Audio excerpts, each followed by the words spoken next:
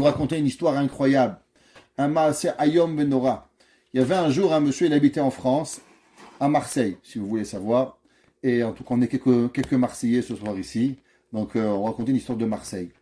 Et il y avait un jour, un homme, il était à la yeshiva, il avait 15-16 ans. Et vous savez, quand vous êtes jeune, 15-16 ans à la yeshiva, vous ne trouvez pas votre place. C'est très difficile. On est dans un monde où dans le monde, il y a tous les jeunes, ils veulent s'amuser, ils veulent sortir, ils veulent courir, ils veulent faire de la boîte de nuit, ils veulent boire, ils veulent l'alcool, ils veulent la drogue.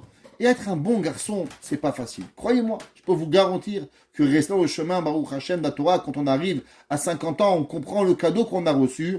Mais quand on est au bord d'une mer, et qu'on peut pas aller à la plage avec les filles, et qu'on a 1 million de choses que d'autres y font pas, là, c'est pas facile. Ce jeune garçon, il était passé par un moment difficile, et un jour, il tombe sur un livre.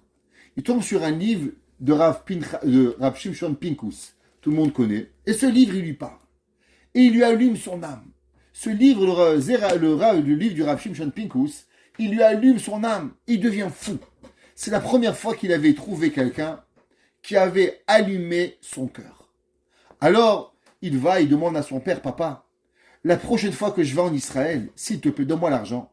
Je veux acheter tous les livres de ce Rav. Ce Rav, il m'allume un neshama. Le papa dit, pas de problème, mon fils. Et quelques temps après, il va en vacances. Le papa lui donne 200 € et il dit, regarde, mon fils, achète-toi tous les livres du Rav Pinkus avec ça. Alors l'enfant, il arrive le soir à Tel Aviv, à l'aéroport, et bien sûr, il va chez son oncle à Bnei Brak, et il est tout content demain matin. Il n'a qu'un seul rêve. Demain matin, à la première heure, arriver au magasin de livres et acheter tous les livres du Rav Pinkus. Alors, il est là, et bien sûr, à Itzkovitch, ceux qui connaissent, une petite synagogue, là-bas c'est une minyan, factory minyan, où tout le monde prie l'un après l'autre. Et là, à la fin de la tefila de Harvit, il y a un homme avec une barbe très sincère. Il dit, mesdames et messieurs, je vous en supplie, je suis un père de 7 enfants, et malheureusement, je suis rentré dans des dettes, et j'ai besoin de 1 000 $. Et 1 000 $, sinon ma famille, ce soir, va être jetée à la rue. Je dois payer mon loyer. Si j'ai pas 1 000 $ ce soir, alors je vais être à la rue. Alors le garçon lui donne 25 sous, un shekel, qu'est-ce qu'il avait en poche, et il part. En avançant, il se dit, un shekel, 25 sous. Est-ce que ce monsieur, ça va lui suffire 25 sous? Il dit, mais j'ai 200 €. Il dit, mais 200 €, c'est pour ma vie. C'est ma neshama. Je veux acheter ces livres. Je veux vivre la Torah. Je veux vivre à Kadosh Baruch Hu. Il dit, ben c'est vrai, je veux vivre Dieu.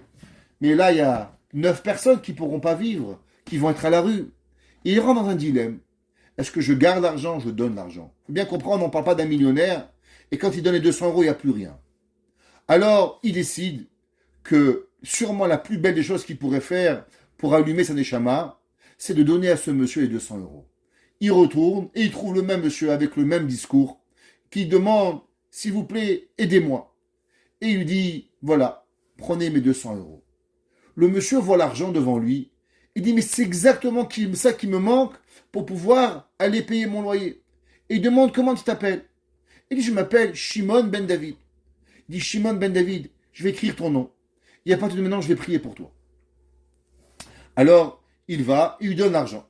Les années passent. Bien sûr, il n'achète pas les livres. Et il trouve comment les lire autrement. Et Baruch Hashem, il trouve un shidour. Et très rapidement, le shidour, il marche. Il va pour marcher le shidour. Et là, il va pour louer une maison. Il cherche à louer une maison. Et il va chercher un monsieur qui loue une maison. Il va pour signer le bail. Et au moment où il va signer le bail, le téléphone, il appelle. Allô? Oui, papa. T'as signé le bail? Non. Il dit, pourquoi? Il dit, j'ai mon voisin qui part d'Israël pour 1 an.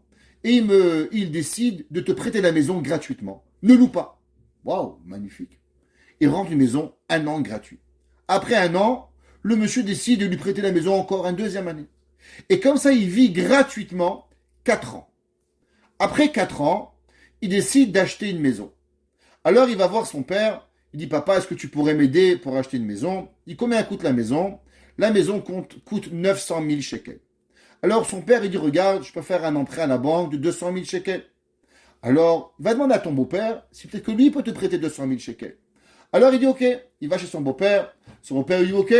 nous aussi, on peut vous prêter 200 000 shekels. Allez faire un prêt à la banque de 500 000 shekels.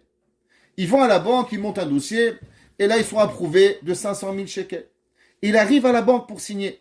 Et au téléphone, il sonne.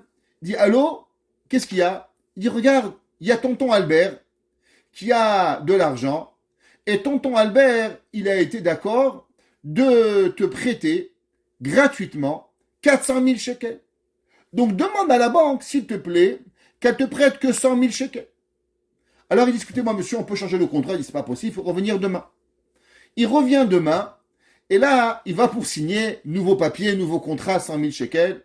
Et là, le père, il appelle. Allô, mon fils? Il dit oui. Il dit, qu'est-ce qu'il y a? Il dit, tu vas pas croire, n'emprunte rien du tout. Il dit, pourquoi? Il dit, il y a un homme qui est prêt à signer pour toi un contrat de Issachar et Zevouloun, et il va te donner 100 000 shekels d'un coup. Donc, t'as pas besoin. Tonton Albert te prête 400 000 shekels. Papa te prête 200 000 shekels. Le monsieur te prête 100 000. Tes beaux-parents, la maison est à toi. T'as rien besoin d'avoir comme prêt. Incroyable. Et il va à Bnei Brak tout content. Et là, il rentre à Itzkovitch. Et maintenant, il faut savoir qu'il est marié. Il a déjà 3 enfants. Sa femme enceinte du 4e enfant. Et là, il rentre à la synagogue. Qui c'est qu'il rencontre? Le monsieur avec qui il avait donné les 200 euros il y a des années de ça. Et dès qu'il le voit, Shimon ben David, comment allez-vous? Il dit, vous rappelez de moi? Il dit, mais comment je te rappelle de toi? Tu as sauvé ma famille. Ça fait 7 ans, tous les jours, 3 fois par jour. Quand j'arrive à Shema Kolenu, je prie de tout mon cœur que Akadosh Baruch Hu, à chaque situation de ta vie que tu arrives, que Dieu soit avec toi. Et lui, j'espère juste une seule chose, que Akadosh Baruch Hu, il a écouté mes prières. Parce que ça fait 7 ans que tous les jours je prie pour toi. Et là, il commence à comprendre 4 ans de maison gratuite, de 400 000 shekels du père, du tonton Albert, l'argent qui arrive, le papa qui prête, l'autre qui lui donne. Et une semaine après, vous n'allez jamais croire à la fin de l'histoire. Tonton Albert est décédé, et tonton Albert n'avait pas d'enfant. Et tonton Albert a laissé dans son testament que du fait qu'il avait un neveu qui étudiait la yeshiva, alors il lui a fait cadeau les 400 000 shekels. Souvent dans la vie, vous pensez que vous avez fait un petit geste à quelqu'un, un petit 100 euros. Pour vous, c'est beaucoup. Mais en contrepartie, qu'est-ce que vous allez recevoir? Il ne faut même pas imaginer. Vous ne pouvez pas imaginer qu'est-ce que ça représente. À ce moment-là, ce monsieur a besoin de 200 euros. Pour vous, allez, c'est énorme, 200 euros. Mais pour lui, c'était la garantie que sa famille, elle aurait un toit. C'est la vie. Alors il a tellement béni que ce monsieur-là a raconté son histoire et il a écrit pour rappeler à combien on doit remercier Akadosh Baruch Hu.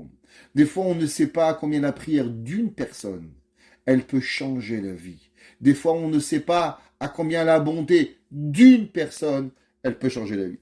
Qu'Hachem fasse que nos prières sont écoutées, que notre bonté, elle soit écoutée, et que tout ce que nous faisons, il soit bémet pour Akadosh Baruch Hu, les Shem Shamayim.